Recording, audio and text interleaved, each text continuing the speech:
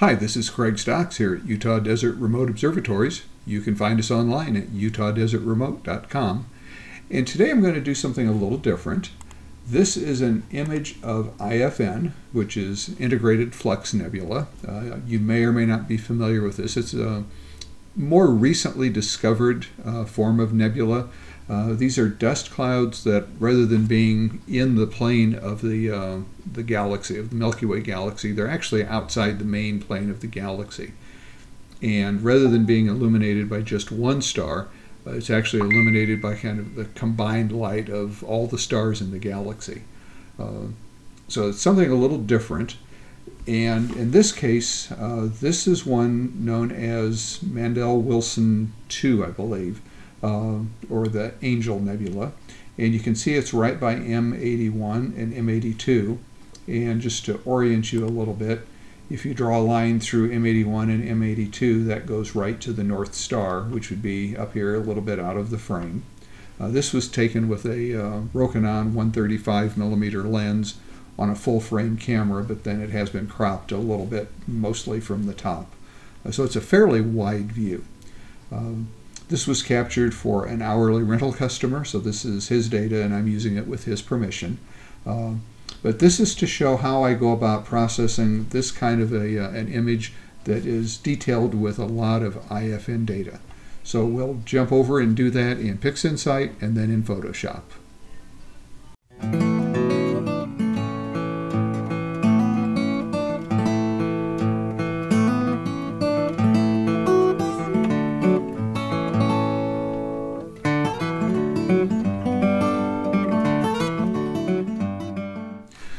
So we're going to start in PixInsight, and as always, I've actually already processed this data, and that led me to an interesting discovery. If you look at the frame that's on the screen now, you'll see that there's some what appears to be a ghosted frame. There's a frame at maybe a 20-degree angle, and then another frame that appears to be lined up with the frame of the image. And what has happened here, and I've never run across this before, so I may be wrong in the cause, but this is very close to the North Star.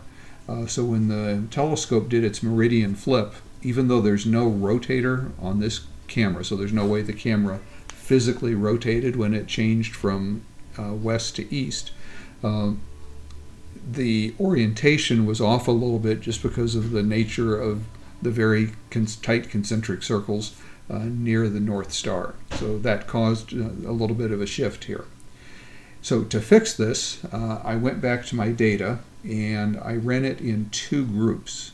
So let's take a look at how you might do that. I'll just park this down here. And I did confirm, by the way, that running it in two groups gives me two consistent results. So I know this works. I'm opening up WBPP right now.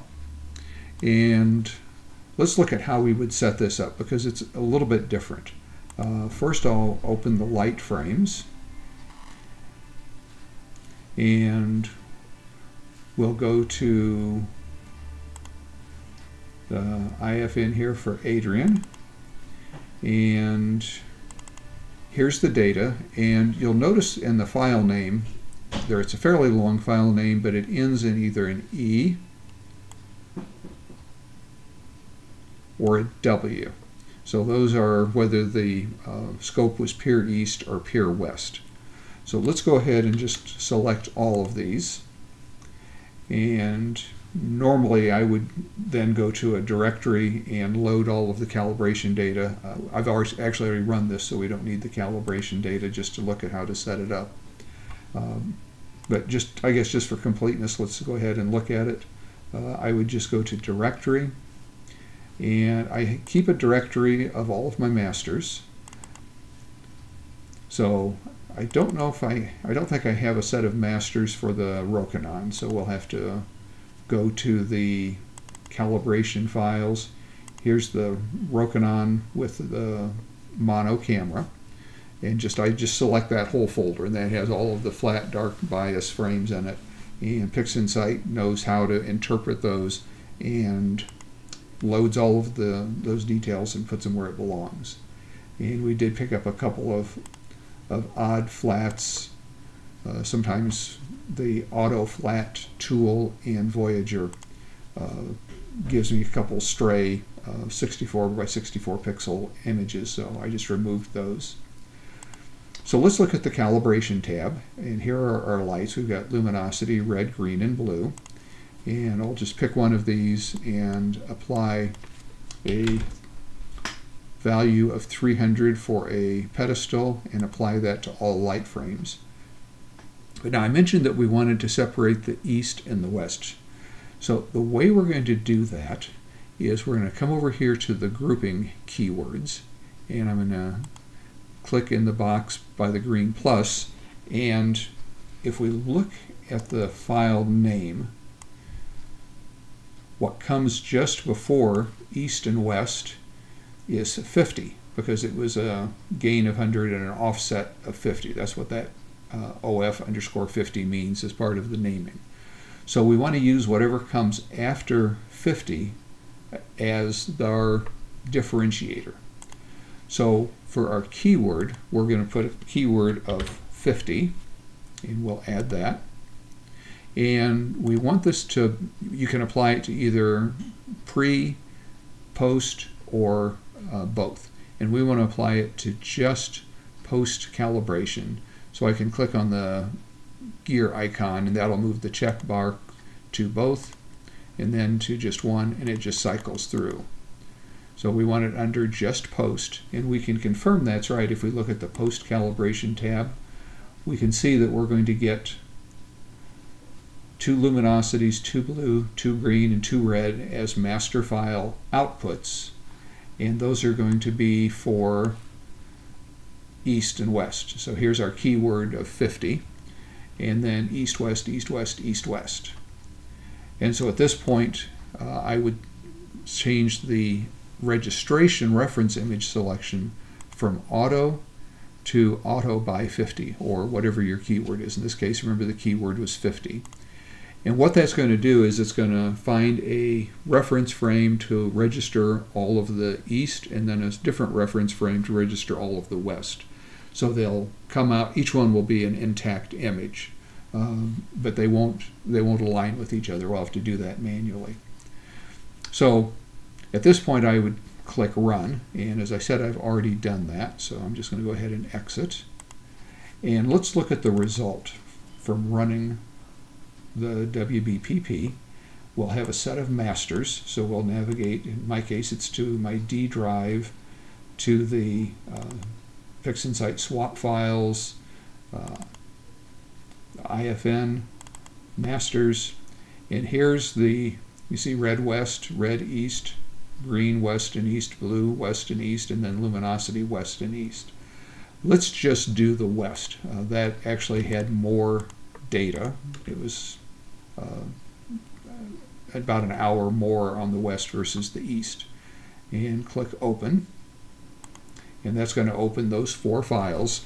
And what we'll do then is combine the red, green, and blue into an RGB image, process it for good color, process all of them for star reduction and overall sharpening with Blur Exterminator, and then we'll export this as a 16-bit set of 16-bit TIFF files that we can then work with in Photoshop. So looks like the last file is about open here. My file opening is sometimes a little sluggish. I apologize for that. So here is our luminosity frame. It doesn't look like much at this point. And then we have our red, green, and blue. So let's start by just putting red, green, and blue together into an RGB image. And for that, we'll use my shortcut over here. It's just a shortcut to the channel combination tool. And we'll just drag the red into the red slot, grab the green, move it into green, and blue into blue. Click the solid circle, and that will create a new RGB image. So we're now done with the channel combination, and in fact we're done with these 3 files. So now we have our color RGB image, and we have our luminosity image here. So the first thing I want to do, I think I want to do a little dynamic background extraction on this. It doesn't look like it has much in the way of a gradient, but I can see a little bit over on the right-hand side. So I'll just use dynamic background extraction. And again, I have a saved instance of that has my samples around the perimeter. Running this in subtract correction mode. And that looks more even. And so I'll close this. And let's also run it on the luminosity. And with DBE, you do have to start it over each time. Here, again, that evened that out quite a bit. So we can close dynamic background extraction. The next thing I want to do is do a blur exterminator correct only. And I want to run that on both of the files, although it's really only going to be important for the stars in the RGB image. So I'm going to create a image container. And in the image container, we'll pick the two views. We've got image 12, and then this is probably our, the X that I'm not selecting is the one that we previewed. And then I'll just use the triangle to drag this out into its own instance. And now I can use this to run operations on both files at once. So I can now grab my blur exterminator that's set for correct only and drop it onto the image container. And this will take about a minute to run both files. So we'll just pause and pick it up when it's done. Okay, that's complete now. So the next step is going to be to run spectrophotometric color calibration on just the color image. So again, I'll grab my saved version of SPCC that's set for the mono camera and just drag that onto the color image. And we'll let that go through and adjust the star colors. And that is done now. We can update the screen stretch to get a fresh look at it now that it's color balanced. Next, I want to run Blur Exterminator, and I want to run it full bore now. So we'll grab the standard Blur Exterminator and drop it onto the image container. So we're going to run it on both the color image and the luminosity layer. And Blur Exterminator is finished, so now it's time to stretch the image. And to do that, we'll just use the screen transfer function and then actually implement it with the histogram transformation tool. So update the screen stretch, and I'm just using the zoom wheel on the mouse to position the pointer between the black and the midpoint slider, and now I can fine-tune how bright or dark I want the image. And the stars I usually go somewhat on the dark side because the luminosity is actually going to come from the luminosity data. So drag the triangle down to the bottom bar on the histogram, click the square to apply it, and the image turns white. And that's because we have now stretched the image, but it's still being viewed through an auto stretch. So we need to turn off that auto stretch. And there's the finished image. And now we'll do the same thing with the luminosity. And this one I want to be a little bit on the brighter side because we want to be sure to retain all of this beautiful IFN that we've captured. This was all captured on one night, by the way. So let's apply that. And that one is done. So the last thing to do is run Noise Exterminator and then Star Exterminator to remove the stars and create a stars only layer. And again, we have a saved process icon that will apply to the process container or the image container, and it'll run on both of those images. That last step is done now. So here are our RGB stars after applying Noise Exterminator and Star Exterminator, and that extracted those onto a separate layer. And I usually run a little curves adjustment and a little SCNR to remove green, just to boost the saturation a little bit in the stars.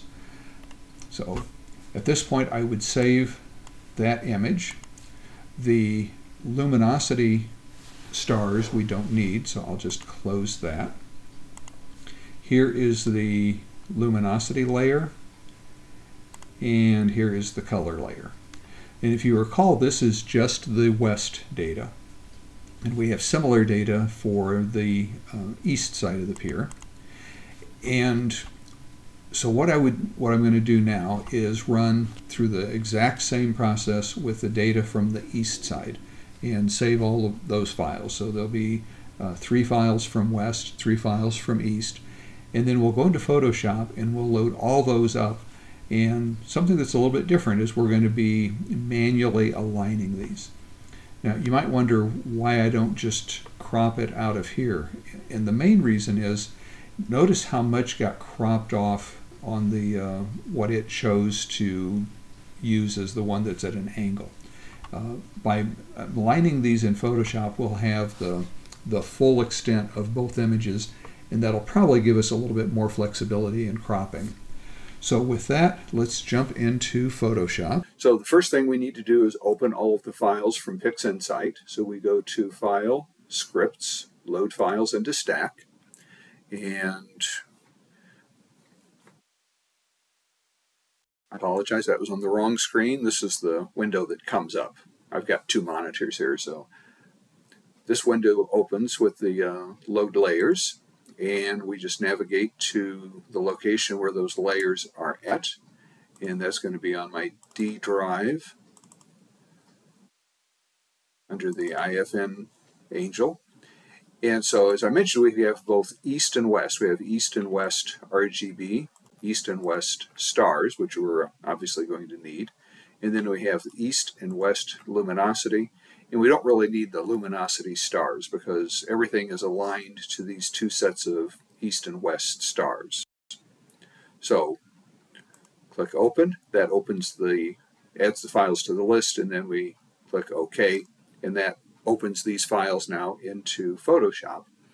And the first thing we'll need to do is organize the things, all of the layers, into 2 groups, east and west, because we're going to have to do some alignment. So it just turns out the one on top is west. I'm just going to drop it into a group with Control G. That would be Command G on a Mac, and we'll label this group west. And then we'll grab the west stars and drag them up into that group, and then the west luminosity, and we'll drag that up into the group as well. Now we'll do the same thing with east. We'll drop these 3 into a group, and we do want the stars to be at the top of this group. So there are our east stars, there's our west stars, and you can see that they don't line up. If I turn the west on and off, you can see they don't line up. So what we need to do is transform this west group, since it's on top, to line up with the east group. And I'm kind of keying off of the bright stars here. And if I turn this layer off, we can see those bright stars are up here. So we're going to have to rotate it 180 degrees and then probably do some finessing from that. So I'm going to start by putting this group into lighten blending mode. And you'll notice now you can see those bright stars on both layers because we're seeing through all of the dark areas on the in the west group.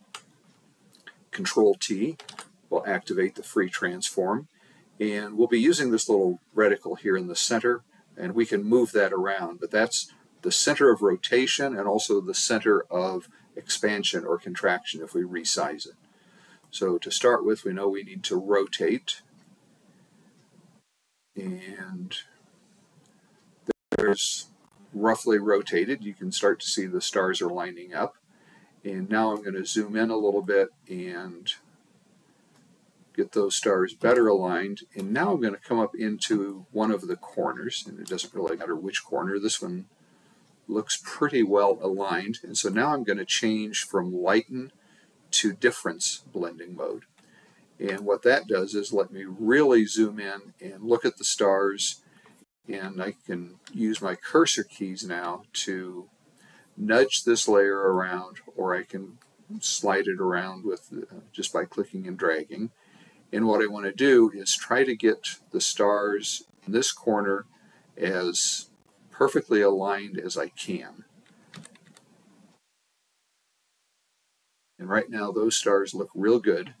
So I'm going to zoom out and grab the rotation reticle, and we'll just click and drag it up to this corner. Now we'll go look at the opposite corner. And that area that I just aligned is now acting as the center of rotation. And so as I pull this up, these stars will start to drop into place. I can zoom in a little bit more, and it almost looks like the scale is off slightly, that I may need to shrink the one on top a little bit. And sometimes small movements are difficult, and you almost have to make a big movement and then sneak back in. I think it looks like it wants to be just a little bit larger. So what I'm going to do is come down to this corner, and the combination of the shift and alternate key on a PC, that would be a shift and option key, I believe, on the Mac, and then grab a corner, and that will symmetrically expand or contract. And so now I can make this bigger or smaller, and just very slightly rescaling this to try to get an even better alignment on those stars. And these are fairly large files, and with the screen recorder going, that slows the computer down even more. So it's just a little bit tedious here. There we go. So those look real good. And I'm going to say that's probably good enough. So I'm going to go ahead and click on the check mark to commit this. Now, since I was on the group level, if you remember, this group contains 3 layers. It contains the stars and the luminosity and the RGB layer. So by free transforming this layer group, we're transforming all 3 layers at once. So we now have aligned the stars so that our east and west are perfectly aligned. And I'm just going to put this back into pass-through blending mode. Now we're more or less done with these 2 groups, and what we want to do now is group together the stars and the RGB and the luminosity layers. So let's make this top layer group. I'll just rename it from west to stars, and the west stars are already in top, so I'll just grab the east stars and pull them up here, and then we'll grab the west RGB, pull it down to the middle one, and I'll just rename this group RGB. And then lastly, I'm going to grab the luminosity, and I'm going to pull it down so it's out of the group, and you may have seen it kind of pop over to the right. Control G to put that into its own group, and we'll call this Lum or luminosity, and then we'll grab this west and pull it down also. And it looks like we are consistent. We've got the west on top of the east, so the one angled is on top of the other one.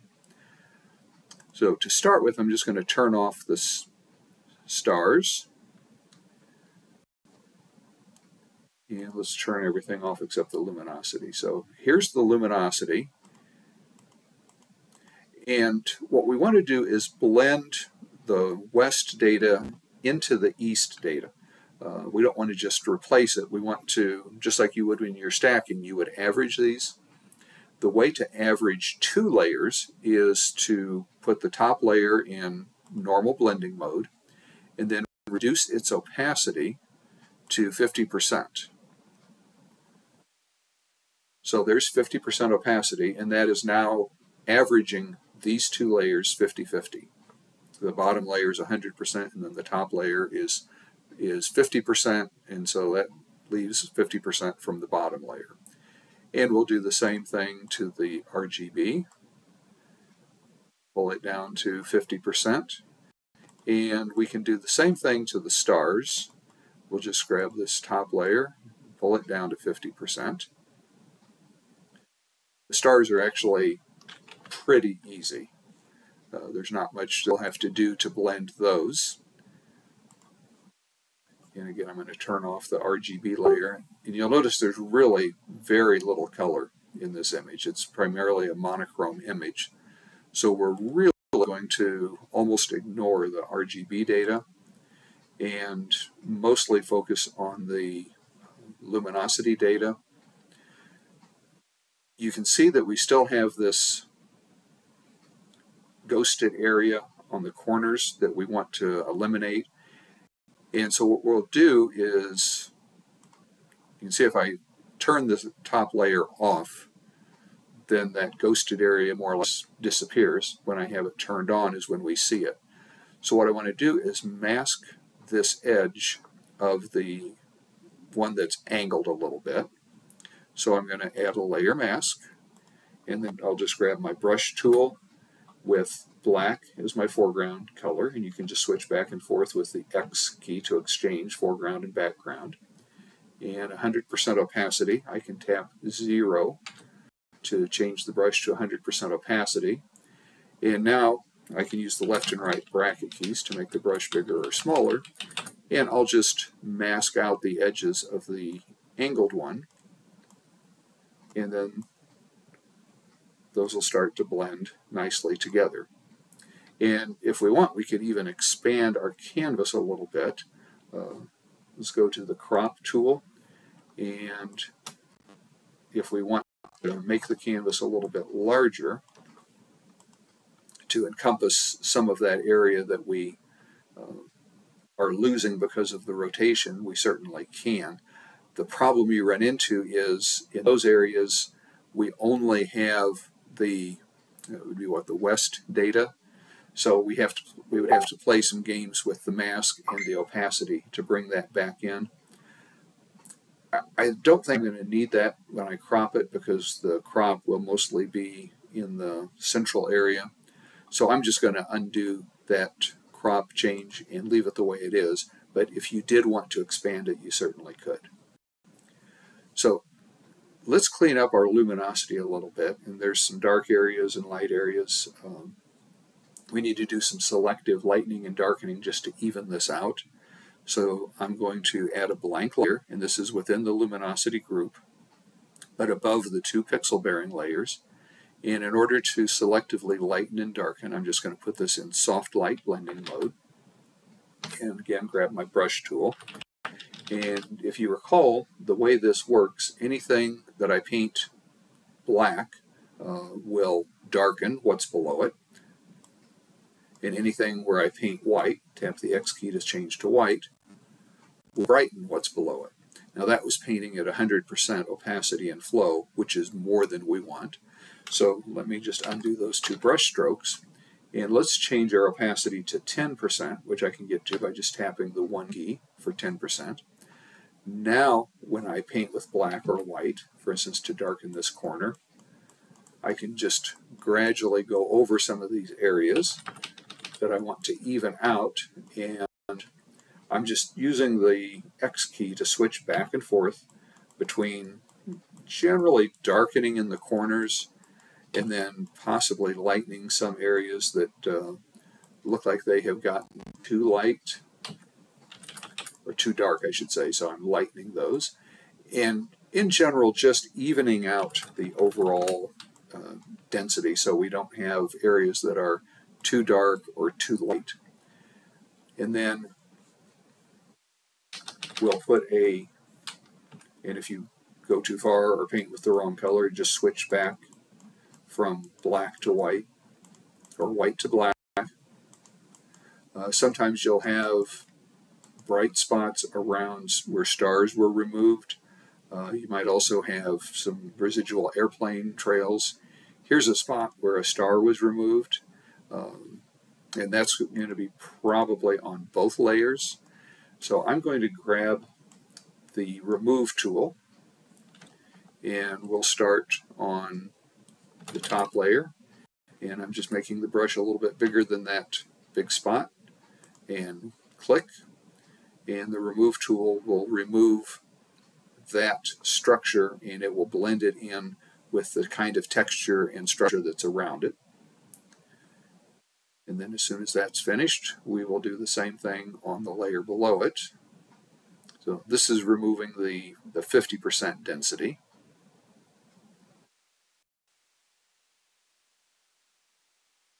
With a fairly large brush like this, it can take a while. It's doing a lot of work, and it seems to slow it down when it's at a reduced opacity. I probably would have been better off to raise the opacity up to 100% to do this cleanup.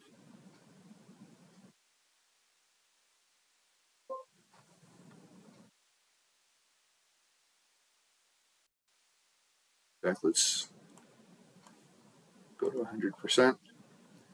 I just pressed escape to stop the remove tool from trying to clean that up. I think it was just working too hard.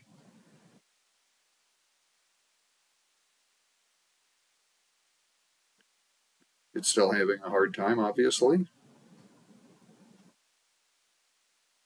So in the interest of speeding this up, I'm going to switch tools.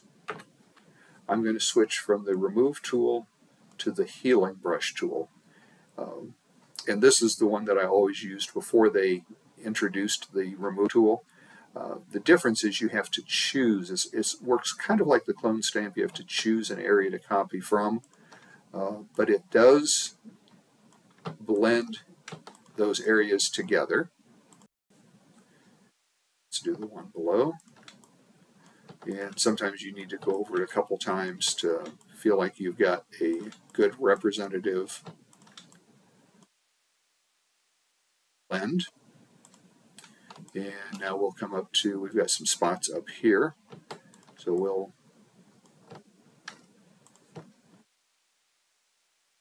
these out, just finding a good spot to copy from. It doesn't have to be the same density, it just needs to be the same structure. So you can see I'm actually copying from a fairly dark area here. And then we'll do the same thing on the lower level. So we've got those cleaned up. And I'm not going to spend a lot of time cleaning those up. You kind of get the idea.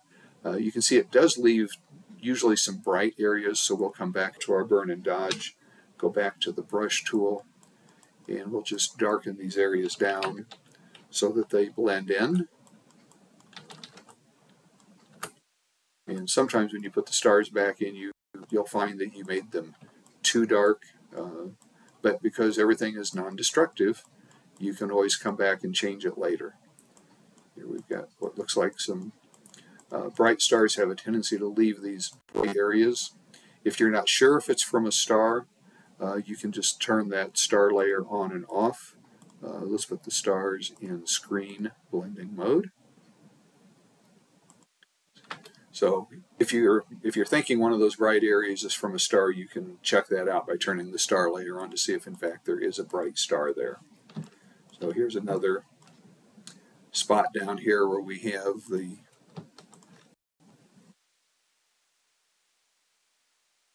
let's go back to the healing brush.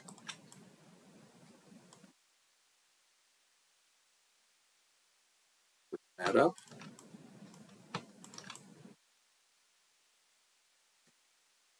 So that's a pretty good overall density, I think.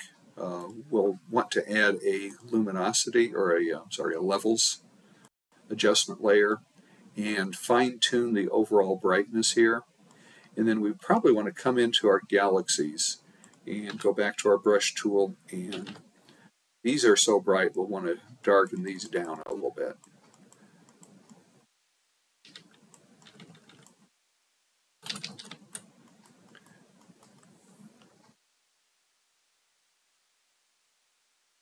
So with that, let's go to the RGB layer. And you can see in the galaxies, the RGB layer really looks a lot nicer. And let's throw a little bit more saturation on the galaxies just to make sure. Yeah, I think what I want to do is just very selectively use this RGB layer for the galaxies and for some of those distant galaxies. So I'm going to throw a mask on the RGB group layer, and that'll completely hide it. And we can select the mask, and Control-I will invert that mask, so now everything is hidden. And I can now come back with my brush tool, and now painting with white, and I'll paint it a little bit reduced opacity. And we can paint in the details from that galaxy to bring in some more of that color. And we can do the same thing with some of these small galaxies that are off in the distance, and they probably have some color in them too. Something like that. And last, let's look at the stars. I'm going to go ahead and rotate this. Rotation, 90 degrees clockwise, and that'll put the angel kind of upright. And then if you recall, draw a line straight through M81 and M82, and that goes right up to the North Star. So to me, the stars are distracting, but we don't want to take them out completely, but we want to minimize them. So we'll do two things here. To start with, I'm going to take the two star layers, and these are getting along fine with each other. So I'm just going to drop the two of these into a smart object by right-clicking and convert to smart object. And now I can work on both of them at once. First, I want to knock down some of the little stars, and we'll do that with Dust and Scratches filter. Under Filter, Noise, Dust and Scratches, and probably around 5 pixels is a good place to start. And again, this is non-destructive, so we can always change it. And then I'll add a levels adjustment layer and darken the midtones, and that'll reduce those stars even more. And lastly, I probably need to sharpen a little bit to add back some sharpness to the ones that didn't get removed by the Dust and Scratches. So we'll go to Filter, Sharpen, Smart Sharpen. And stars don't usually want a lot of sharpening, but they do benefit from a little. And looking at it now, I think the Dust and Scratches at 5 pixels is a little bit too aggressive. We'll see what comes back after the sharpen runs, but I'm guessing we want to back that down to more like 4 pixels. We're really starting to get into the artistic interpretation area of this, where you kind of decide what you want it to look like. Yeah, I think I'm going to change the Dust and Scratches to 4 pixels instead of 5. And unfortunately, the preview on Dust and Scratches is not real great. But we've still got some fairly dark areas and some bright areas that I'd like to even out a little bit. We're going to use one of my favorite tricks to even out the dark areas, because a lot of these dark areas wind up being just noise, and a blank dark area is better than a noisy dark area.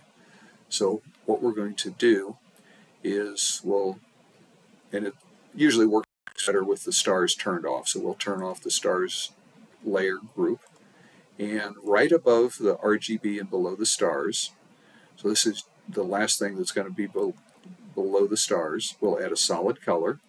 And I want to add a solid color that's 19 RGB, which is the same as 13, 13, 13 in hex, which is what this bottom input field is. And by default, that's the one that's selected when you first open this dialog box. And then we'll put this in lighten blending mode.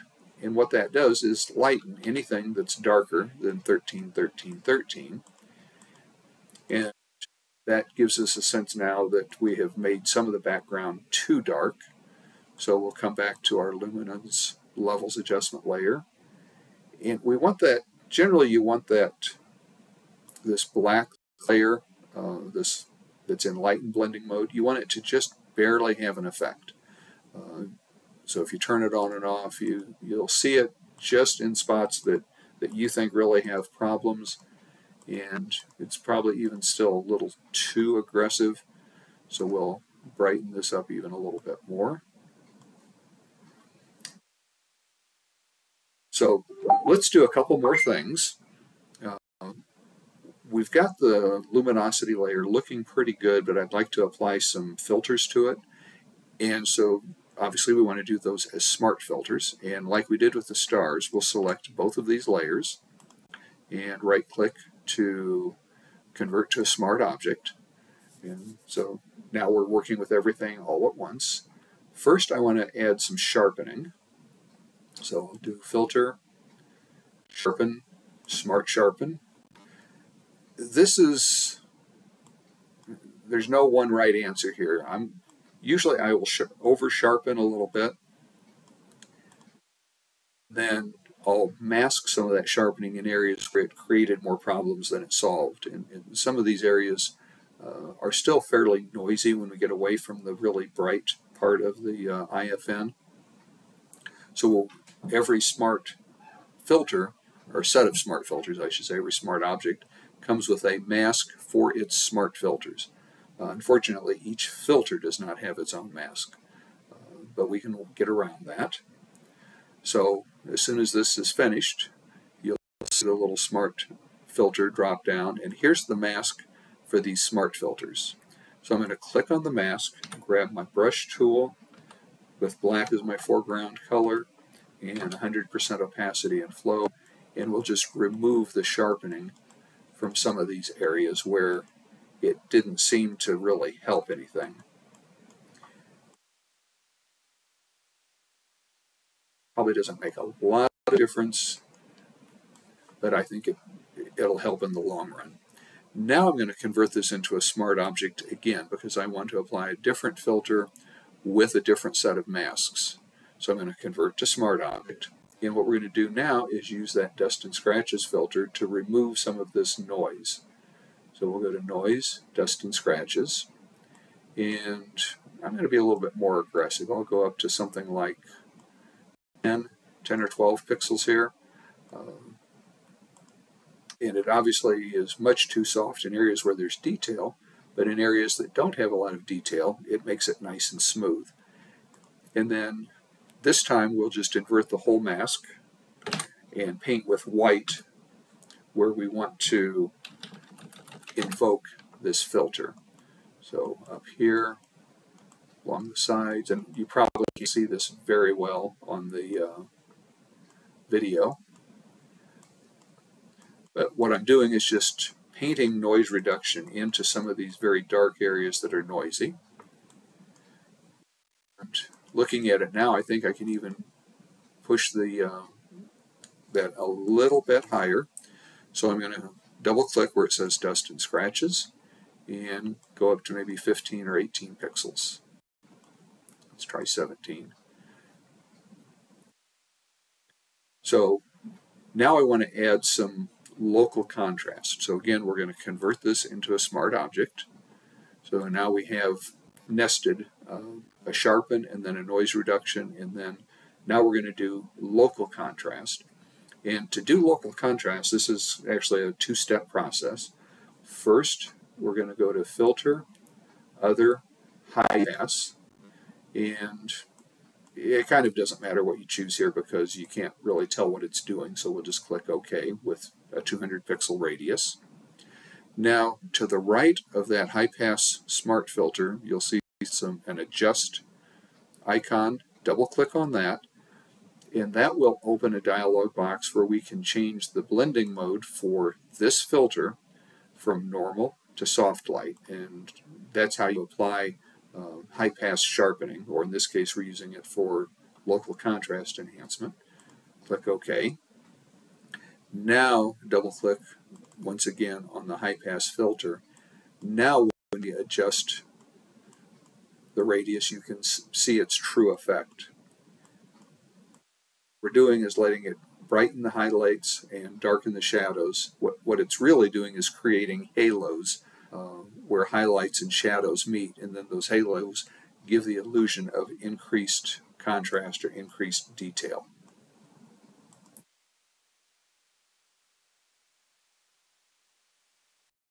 And turn the stars back on, and that's pretty close to a finished image. And brighten the stars up, bring a few more of them back. One thing you may notice is the red stars tend to oversaturate. So it's not unusual for me to add a hue saturation layer and drag the red saturation down on the stars to get a better overall color balance. And with that, I'm going to say that's complete. What I would do is save this now as a PSB format document, which is the Adobe's large document format, and then open it in Lightroom. And in Lightroom is where I would do any final adjustments for tone, contrast, saturation, and that's also where I would crop it for whatever use. So, for instance, if I wanted to make a print, I would crop it to an appropriate aspect ratio for the print. If I want to post it on Facebook, I would probably crop it a little bit differently and then export it from Lightroom as a small JPEG. It just gives you a lot of ways that you can, now that you have this master file with all of the layers, lots of ways you can use it. And just glancing at it here, let's try just a little bit of global brightening and darkening. So I'm going to come back to my soft light layer on the luminosity group. Grab my brush tool, 10% opacity. I'm going to start with white, and I'm going to brighten this area a little bit, and then I'm going to darken this just a little, and kind of darkening in between the bright areas of the Angel Nebula. I think that has a little bit better looking balance. So let's call that complete.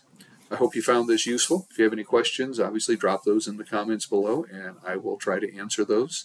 If you're interested in hosting or an hourly rental, like Adrian did with this data, you can get in touch with us through the website at utahdesertremote.com.